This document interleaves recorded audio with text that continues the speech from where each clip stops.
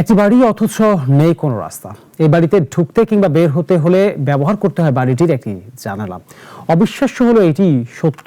এভাবে জানালা দিয়ে বাড়িটিতে যাতায়াত করেন শিশু থেকে বয়োবৃদ্ধরাও। অভিযোগ, পূর্ব শত্রুতা আর প্রভাবের রাজনীতির বলি হয়ে প্রায় ৩ বছর ধরে এইভাবে অবরুদ্ধ হয়ে রয়েছে একটি পরিবার। ভুক্তভোগীরা জানান, দেয়াল তুলে বন্ধ করে দেওয়া হয়েছে তাদের একমাত্র চলাচলের রাস্তাটি। ন্যায় বিচারের আশায় দাঁড়ে দাঁড়ে ঘুরেও মিলছে না প্রতিকার। দিনাজপুর প্রতিনিধি আবুল কাশেম ফজলুল হকের প্রতিবেদন, জানাচ্ছেন মনোয়ারুল হক মনি। পুরো ঘটনা না জানলে এ বাড়ির মানুষের চলাচল দেখলে যে কেউ অবাক হবে। একসময় বাড়ির মূল দরজা দিয়ে চলাফেরা করলেও আজ ঘরে ঢুকতে বা বের হতে হয় পেছনের একটি নির্মাণাধীন ভবনের জানালা দিয়ে।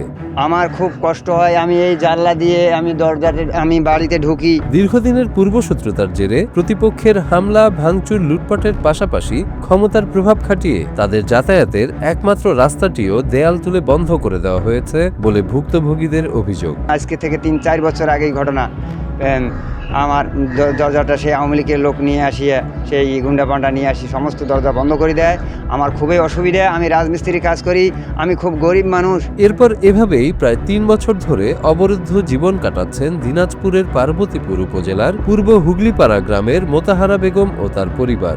এখন তাদের বাসা থেকে বের হওয়ার একমাত্র পথ এই জানালা। কৃষক স্বামী বা শ্রমিক সারাদিন কাজকাম করে ওই জালেনা দিয়ে ওই লোকের সন্তান, ওই মোতাহারার সন্তান, স্বামী, পরিবার সহ মহিলাটা যেতে পারে না। কারণ বলে, আপা আমি তো ওখানে কিভাবে যাবো, একটা মহিলা মানুষ প্রতিদিন প্রাচী পার হওয়া কি সম্ভব?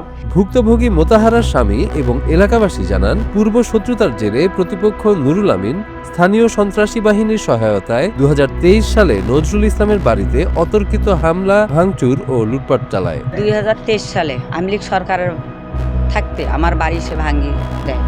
সকালবেলা আসে 9টার দিকে এসে আমার বিদ্যুতের খুঁটির সাথে বান্ধি আমার বাড়ি হামলা দেয়। ভাঙি দেওয়ার কারণে আমার গরু বাছুর সম্পূর্ণ ওরা দখলে নিয়ে নেওয়ার পরে আমার রাস্তাটা হাঁটার সম্পূর্ণ বন্ধ করে দেয়। আমি এই জানলা দিয়ে উঠতে আমার খুবই কষ্ট হয় ভাই। আমি 3টা সিজারের রোগী। জানা যায়, রাস্তার জন্য তাদের কাছে চাঁদা দাবি করা হয়। সেটা না দেওয়ার ফলেই রাস্তা বন্ধ করে দেওয়া হয়। যখন ওই প্রাচীটা আমজাদ বাহিনীর লোকজন দিয়ে প্রাচীটা ঘেরায়, তখন বলছিল যে তুই 2 লক্ষ টাকা দে, তাহলে তোকে একটু 2.5 ফিট জায়গা দিব।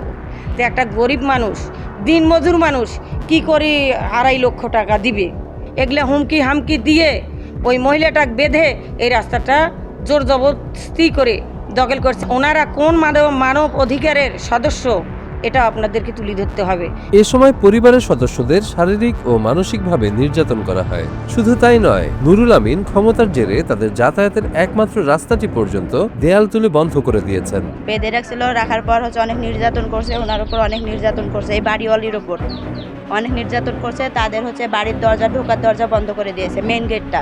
আমি আমার স্ত্রীকে পোলে বাঁধে, আমার ছেলেকে পোলে বাঁধে, আমার স্ত্রীকে মারিয়ে মেডিকেলে পাঠায়।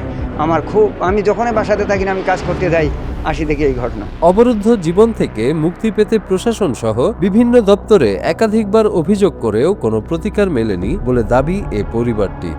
বরং ন্যায় বিচার চাওয়ার মূল্য হিসেবে একের পর এক মামলার মুখোমুখি হতে হয়েছে বলেও অভিযোগ তাদের। আমি দেশবাসীর কাছে আমি এইটাই অনুরোধ আমি যেন সুষ্ঠু বিচার পাই, আমি বাড়িতে ঢোকার রাস্তাটা পাই। একটি অসহায় পরিবার কি তাদের চলাচলের স্বাভাবিক অধিকার ফিরে পাবে না? আমাদের পার্বতীপুর উপজেলা নির্বাহী কমিটি, এসিলেন স্যার, টিওনো স্যার এবং মডেল থানা সহ আমাদের সাধারণ জনগণ সহ আমরা যেন এটা উদ্ধার করে দিতে পারি। এটা পার্বতীপুর মডেল থানার দায় নিতে হবে। কারণ আমার বাসার দরজা কেউ বন্ধ করতে পারে না। কেন বন্ধ হবে? মোতাহারা কি দেশের নাগরিক না? সবাই আপনারা এগিয়ে আসুন, আর সত্যের পথে আমরা চলবো ইনশাআল্লাহ।